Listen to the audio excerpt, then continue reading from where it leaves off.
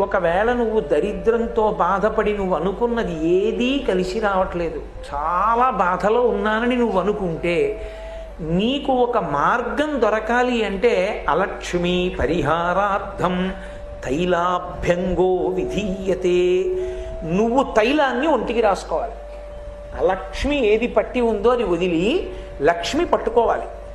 లక్ష్మి పట్టుకోవడం అంటే నువ్వు సంతోషంగా ఉండాలి, ఆనందంగా ఉండాలి.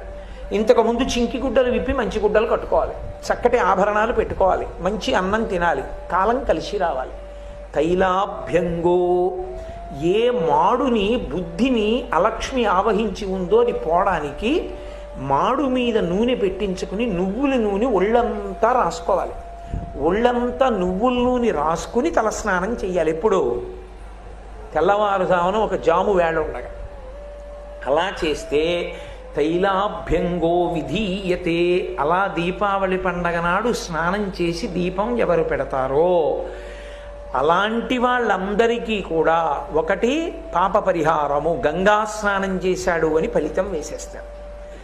దక్షిణాయన పుణ్యకాలంలో కాశీ వెళ్లకుండా గంగా స్నానం సంకల్ప సహితంగా చెయ్యడానికి అవకాశం ఇవ్వగలిగినటువంటి తిథి ఒక్క దీపావళి అమావాస్య.